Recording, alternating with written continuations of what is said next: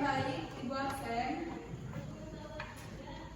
Bima, Epio, Ika Indah, Iza Rumari, Karina, Kristiana, Lydia, Endiko Putra, Nirwana, Putri Amelia, Cindy, Sinta Maharani, Sakina, Salsabila Intan, Siti Madiawati, Sylvia Agus,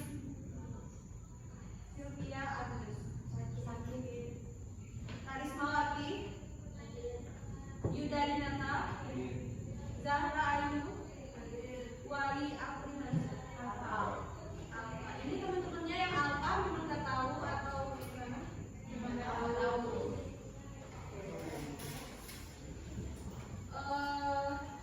Sebelum kita mulai di minggu sebelumnya Ibu sudah menyusun kelompok dan menyuruh anak-anak Ibu untuk membuat PowerPoint di Canva. Sudah? Sudah. Oke, di sini kemarin itu ada berapa kelompok? 3 kelompok. Ada 3 kelompok. Kelompok ke-1 ada Bima, ada orangnya. Kelompok 2 ada Izar. Terus kelompok 3 ada Diko. Oke, kemarin Ibu sudah menyuruh anak-anak Ibu untuk membuat PowerPoint dan sudah pasti sudah dipelajari di rumah terlebih dahulu. Dan waktu kita hari ini yaitu waktunya untuk presentasi.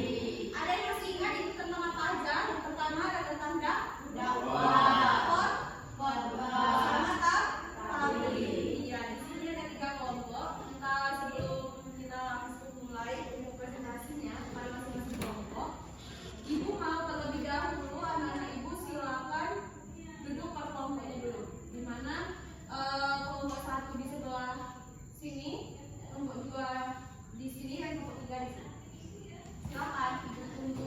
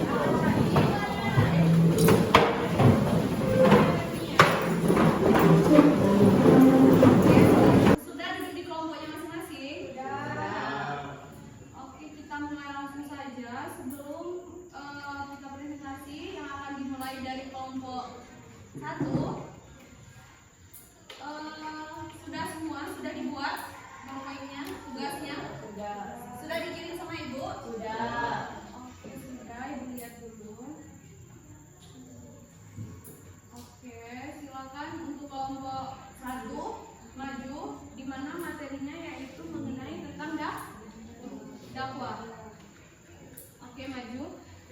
Mau bawa kursi atau mau terserah kalian? Berdiri aja.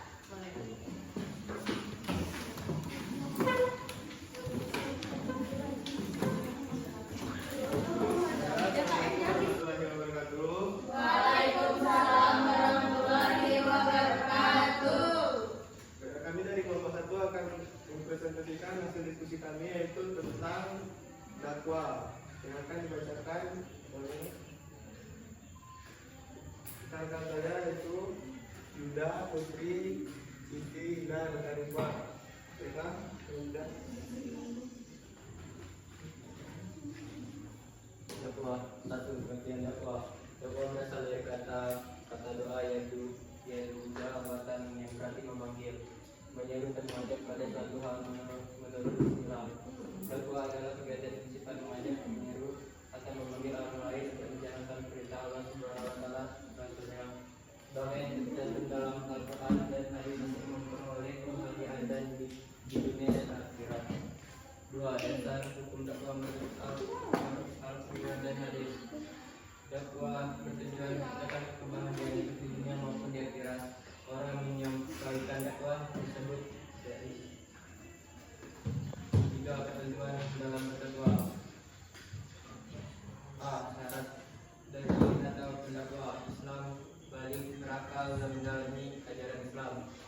keenam, didikan terdakwa dilaksanakan dengan hikmat, yaitu ucapan yang jelas, tegas dan sikap yang bijaksana.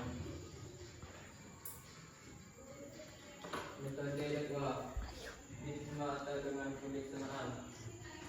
4. Tujuan dan tujuan dakwa. Pada dasarnya dakwa memiliki dua fungsi utama, yaitu guna ciri salaf dan fungsi kerahmatan. Cara perintah dakwa dapat dipahami sebagai proses pembangunan dan perubahan sosial menuju kehidupan yang lebih baik. Adapun dakwa dalam fungsi kerahmatan adalah upaya menjadikan Islam sebagai konsep bagi manusia dalam menjalankan kewajibannya.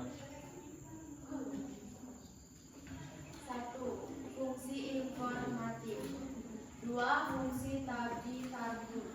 3. Funali tasbir dan tanzir. 4. Sebagai sebuah petunjuk. 5. Menjaga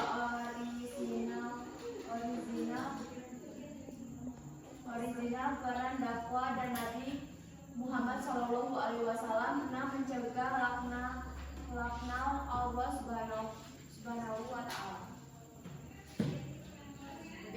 Tujuan dakwah. Tujuan umum dakwah Islamiyah adalah membumikan ajaran Islam, ajaran tauhid, dan memperkenalkan Allah Subhanahu wa Ta'ala dan Rasulnya kepada manusia seluruhnya, sehingga mereka tampil sebagai umat terbaik yang selalu tunduk dan patuh terhadap semua perintah dan larangan Allah Subhanahu wa Ta'ala.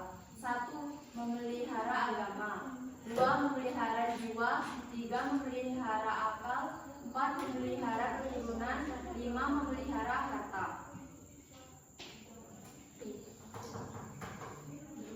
5. Sumber-sumber metode dakwah. A. Al-Quran. B. Sunnah Rasul. C. Sejarah hidup para sahabat dan fuqaha. D. Pengalaman. Media dakwah adalah peralatan yang digunakan untuk menyampaikan materi dakwah kepada penerima dakwah. Pada zaman modern seperti ini, seperti televisi, video, kaset, rekaman, majalah, dan sebagainya.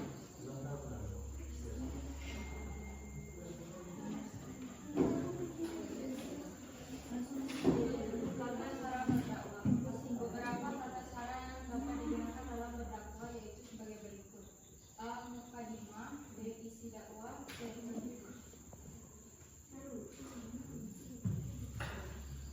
Kami buka sesi tanya jawab untuk masing-masing kelompok menyiapkan satu pertanyaan. Baiklah, kami dari kelompok 2 ingin memberi pertanyaan, apa tantangan untuk kemajuan dakwah saat ini? Baiklah, saya lagi, apa tantangan untuk kemajuan dakwah saat ini?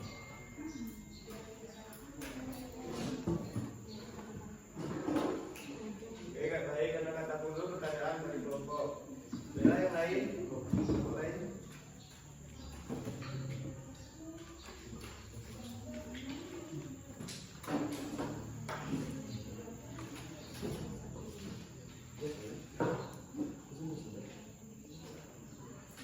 Bella, kalian dulu. Bagaimana cara berdakwah yang efektif?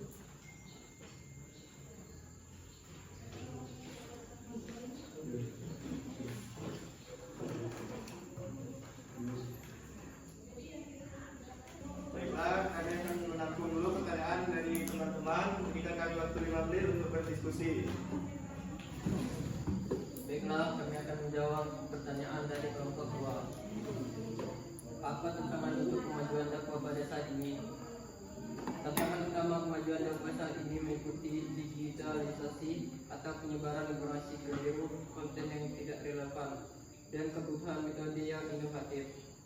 Gaya hidup modern, materialisme, hedonisme, dan sekularisme, serta kompleksitas masyarakat, pluralitas budaya dan agama, perbedaan pemahaman internal dan persepsi negatif seperti Islam.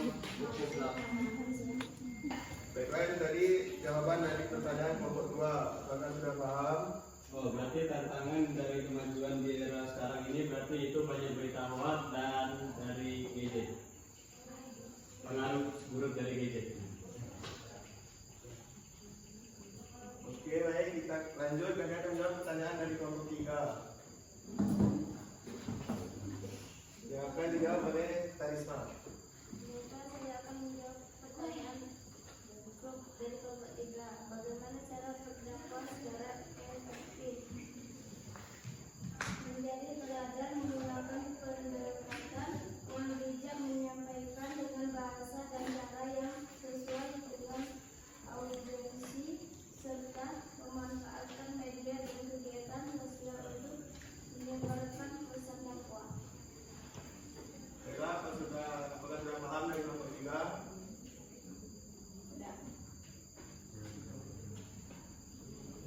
Kesimpulan saya dari jawaban kalian yaitu menjadi teladan yang lebih baik dan bijak dalam menggunakan media sosial.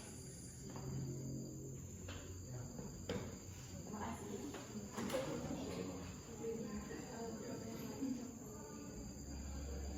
Pada yang lain apakah ada yang ingin ditanyakan lagi? Karena itulah tadi presentasi dari kami. Kami akhiri. Assalamualaikum warahmatullahi wabarakatuh.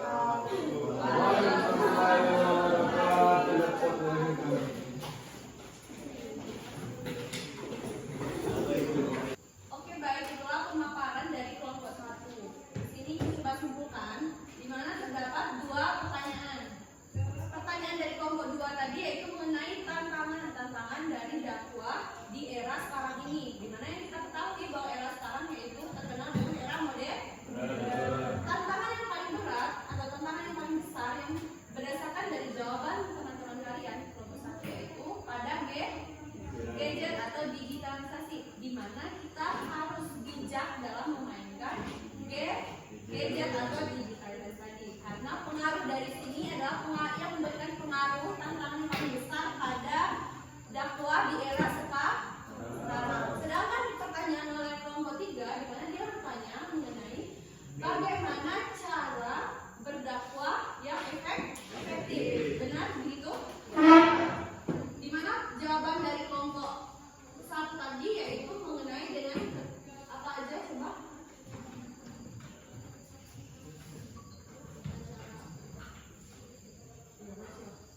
Jadi teladan menggunakan pendekatan yang bijak, menyampaikan dengan bahasa dan cara yang sesuai dengan audiens, serta memanfaatkan media dan kegiatan sosial untuk menyebarkan pesan dakwah. Oke, dari jawaban teman-teman kalian bisa kita simpulkan bahwa tata cara agar berdakwah yang efektif, contohnya salah satunya yaitu dengan cara memanfaatkan media yang positif. Contohnya seperti kalian sudah punya TikTok, Instagram, semuanya. Cara berdakwah yang positif gimana kalian bisa menyebarkan dakwah-dakwah kalian di media sosial. Kemudian menggunakan bahasa yang sesuai dengan audiens. Maksudnya gimana? Contohnya sekarang audiens kita ini kebanyakan di sini orang mana? Berasal dari mana? Rejang, Jawa, gimana? Jawa.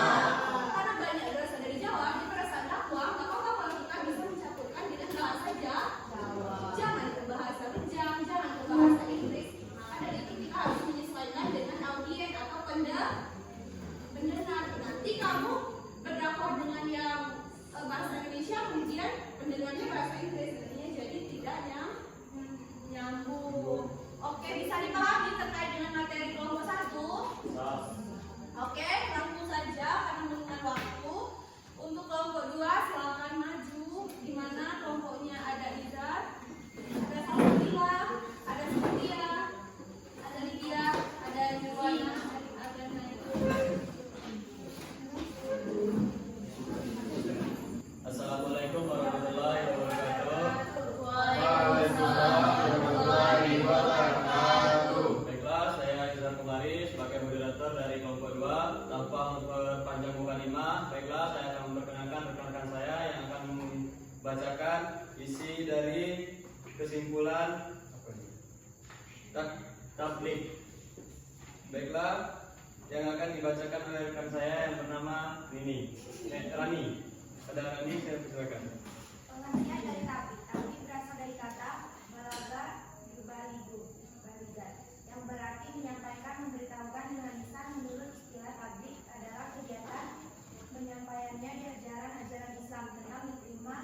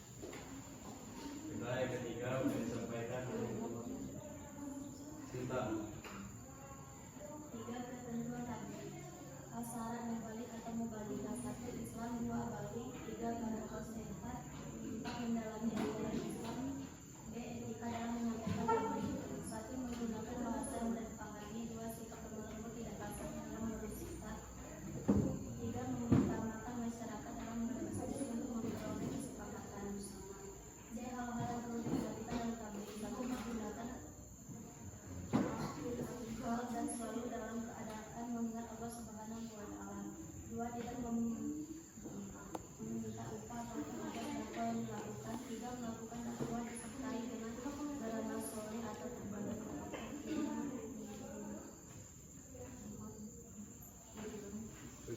Selanjutnya apa yang disampaikan oleh ya. Tujuan dan fungsi. Tujuan tablik adalah menyebar ajaran Islam dalam kehidupan sehari-hari. Tujuan tablik tidak lain untuk mencapai ketentraman, kebahagiaan dan juga ketenangan dalam hidup. Dapat dikatakan bahwa kegiatan ini dijalankan memiliki tujuan menyampaikan risalah serta ajaran Allah Subhanahu Wa Taala dan Rasulnya kepada seluruh warga umat Muslim sehingga dapat diaplikasikan langsung dalam kehidupan sehari-hari. Fungsi tablik. Tablik adalah istimewa sistem dalam sendiri tidak memaksakan dan menyampaikan risalah secara jelas atau bermetode dan terang dalam hubungan Islam itu sendiri. Fungsi tablik diharapkan akan berjalan sendiri pada satu faktor dan faktor lainnya dan dikaitan dengan. Selanjutnya fungsi tablik. A. Fungsi tablik bagi makhluk objek tablik. 1. Mengembangkan serta meningkatkan jiwa, hati, akal, dan juga jasmani. 2. Membantu makhluk mendapat pemahaman akidah yang benar. 3. Membantu makhluk untuk menjelaskan ibadah sesuai yang diisyaratkan Allah Subhanahu Wa Taala. 4. Membantu dalam bermuamalah dan beretika dan berakhlak baik. 5. Menambahkan pemahaman tentang urusan. B. Fungsi tablik dalam kegiatan tablik. 1. Mengumpulkan atau menguatkan potensi tablik dalam berbagai faktor. Berdakwah pada 3 sektor utama, yaitu sektor ibadah, sektor akidah, dan muamalah. 2. Menguatkan tablik serta jiwa dan juga kehidupan manusia. 3. Memperdalam pemahaman tablik kepada Allah Subhanahu Wa Taala. C. Fungsi tablik terhadap mubalik. 1. Mengikuti pelatihan serta memberi kesempatan terhadap mubalik untuk mengaplikasikan dan memberi harapan. 2. Memberikan mubang dengan ilmu, pengetahuan, kepandaian, dan keterampilan. 3. Memperbanyak kesepakatan untuk beramal.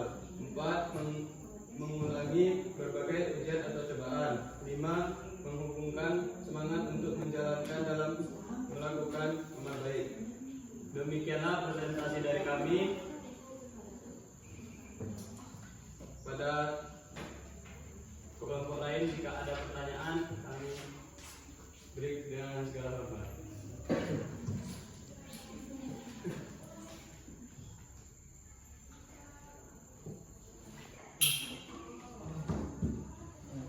Apa saja bentuk-bentuk tablik agama? Bentuk-bentuk tablik agama.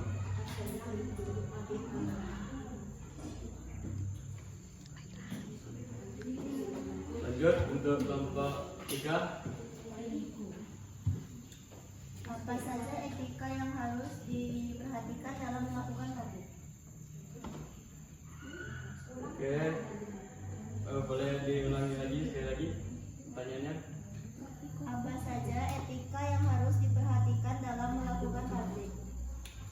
Oke, baiklah, beri kami waktu 5 menit untuk mencari jawaban terlebih dahulu. Jawab pertanyaan dari kelompok 1. Apa saja bentuk-bentuk tablik agama? Yaitu ada 3. 1. Tablik lisan. Contohnya ceramah di acara-acara keagamaan. 2. Tablik tulisan. Menulis konten-konten Islami di blog atau sosial media. Yang ketiga, tablik perilaku. Contohnya sikap sabar dan jujur, menunjukkan akhlak yang mulia dalam interaksi sehari-hari. Sampai jumpa. Baiklah, untuk kelompok 1 apakah sudah mengerti? Baiklah, kami akan menjawab pertanyaan dari kelompok 3. Apa saja etika yang harus diperhatikan dalam melakukan tablik? Sikap lembut dan tidak merusak, penggunaan bahasa yang mudah dimengerti, penyampaian materi yang berdasar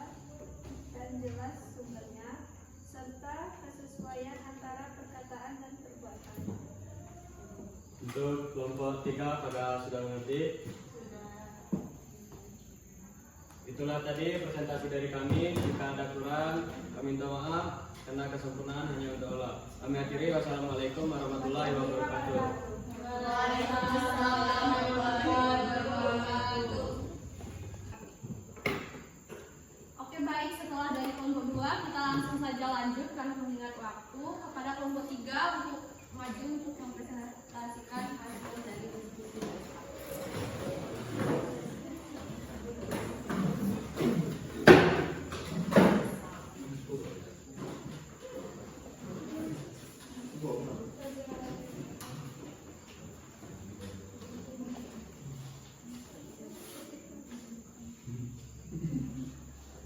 Assalamualaikum warahmatullahi wabarakatuh. Kami dari kelompok 3 akan mempresentasikan hasil kerja kelompok kami yang berjudul khotbah, yang akan disampaikan oleh rekan saya yang bernama Cindy. Bapak Cindy, saya persilakan.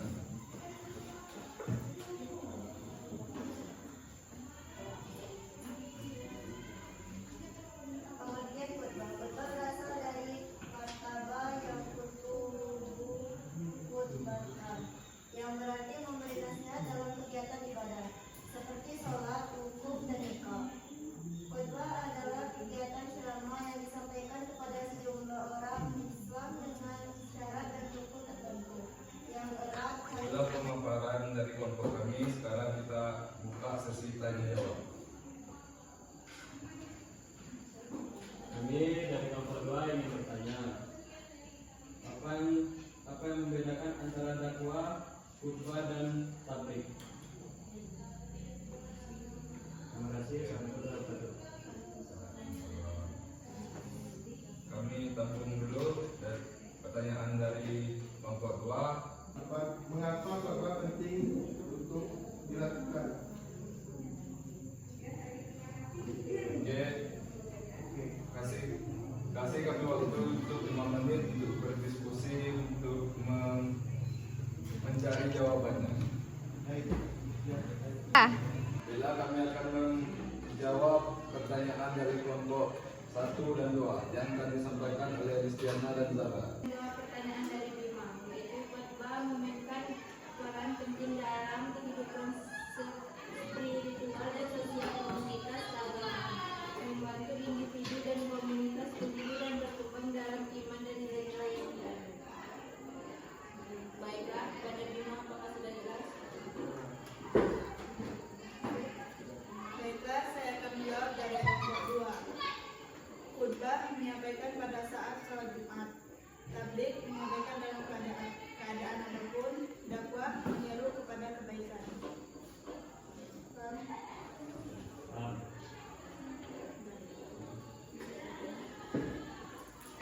Itu saja presentasi dari kelompok kami. Kami itu wassalamualaikum warahmatullahi wabarakatuh.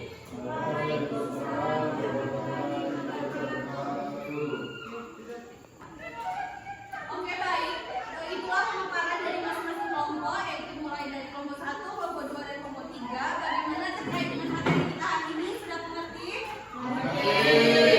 Oke, Ibu mau mengambil nilai dari masing-masing kelompok. Pengambilan kali ini agak berbeda, yaitu kita akan menggunakan games atau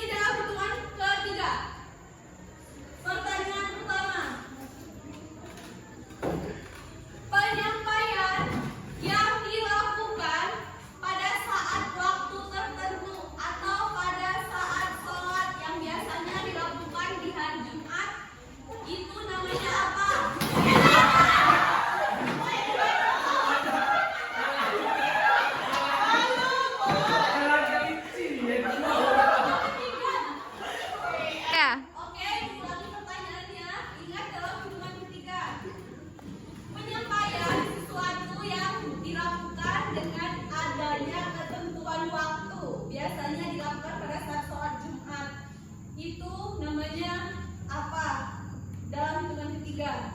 1. Ingat, masukkan masing-masing kelompok harus ada 1 orang kepercayaan. Jangan maju semua. Kelompok ini siapa? Sudah. Kelompok ini? Sudah. Kelompok ini? Nana. Oke, mulai. 1. Duduk. 2. 3. Yang di situ maju. Apa jawabannya? 1. 2. 3. Benar. Tapi kelompok 2. Lanjut pertanyaan kedua. Oke. Kita mulai ke pertanyaan kedua. Ketentuan dalam berdakwah itu ada apa saja? Ada 4 tadi. Dalam hitungan ketiga. 1, 2, 3.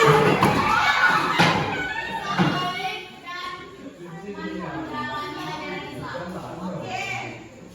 Benar, berarti yang kelompok 1. Waduh, yang dikode apa ya? Kelompok 1. Ada 2 pertanyaan yang lain. 2 ada apa ya? 2 pertanyaan. Pokoknya orang kepercayaan kamu lancar. Ya, Oke, lanjut kita ke pertanyaan ketiga. Pertanyaannya yaitu apa pengertian atau apa yang dimaksud dari tablik dalam hitungan ketiga? 1. Duduk. 1, 2.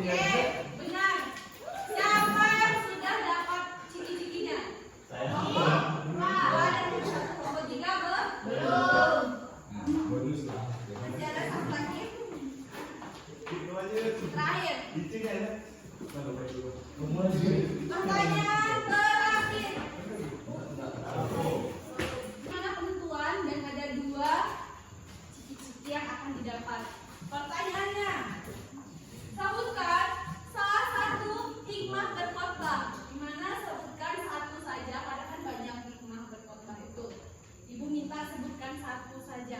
Dalam hitungan ketiga, silakan rebutan untuk mengambil ciki yang ada di box ini. Duduk. Duduk. Duduk. Serius? 1. Duduk. 2.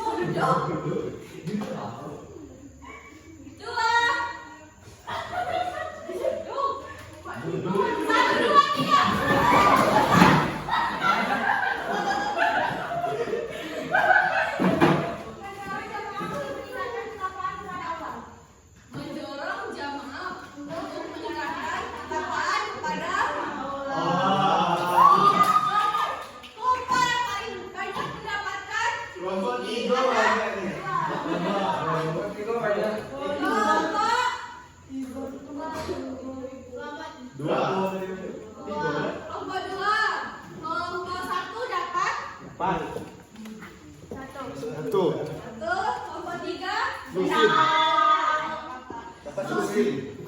Siapa yang paling banyak mendapatkan tadi silakan maju. Semuanya, semua anggota kelompok. Kelompok dulu, salah. Oh ya, aku juga lanjut nyaman. Gocok atas lah. Bagi-bagi ya. Itulah yang nah, karena kamu paling banyak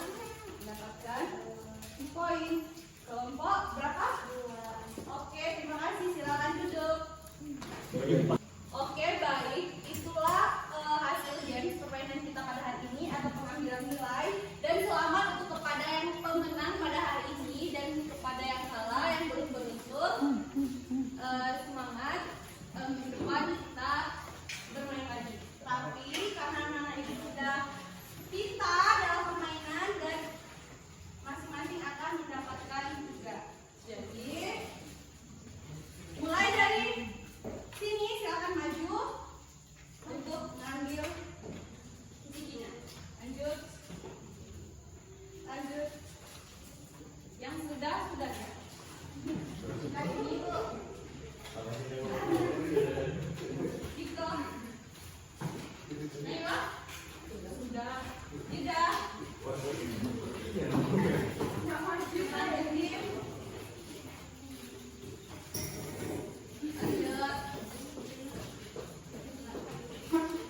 Lanjut Pak Mas. Siti. Putri dan Kak, Bu. Oke, baik. Sebelum kita akhiri pertemuan kita kali ini, Ibu masih punya dua lagi ciki-ciki. Jadi di sini anak-anak Ibu siapa yang bisa menyimpulkan pelajaran kita kali ini akan mendapatkan dua ciki terakhir ini. Ada yang bisa? Saya, Bu. Oke, baik. Silakan maju kepada Putri. Saya akan menyimpulkan pembelajaran pada hari ini, yaitu ada 3. Yang pertama dakwah, yang kedua khotbah, yang ketiga tabligh. Dakwah adalah mengajak atau menyuruh, memanggil orang lain untuk menjalankan perintah Allah Subhanahu wa taala. Kalau khotbah untuk ceramah yang disampaikan kepada sejumlah orang muslim dengan syarat dan rukun tertentu. Kalau tabligh, penyampaian ajaran Islam yang diterima dari Allah Subhanahu wa taala. Iya, benar. Terima kasih. Oke, baik. Itulah pembelajaran kita kali ini yang sudah disimpulkan oleh rekan kalian. Semoga bisa dipahami. Dan yang terakhir, Ibu mau minta maaf atau Ibu mau mohon ampun pada Allah kalau ada salah kata atau ada kata-kata yang Ibu sengaja dan tidak Ibu sengajai. Jadi sebelum kita tutup, silakan duduk ke bangkunya masing-masing terlebih dahulu. Baik, sekali lagi terima kasih untuk pembelajarannya hari ini kepada anak-anak Ibu yang sudah pintar. Sebelum kita mengakhiri, silakan mengakhiri pembelajaran hari ini. Silakan kepada ketua kelas untuk memimpin doa terlebih dahulu. Para teman-teman, sebelum kita mengakhiri pelajaran pada hari ini, alangkah baiknya kita berdoa di hati masing-masing. Berdoa mulai. Doa selesai.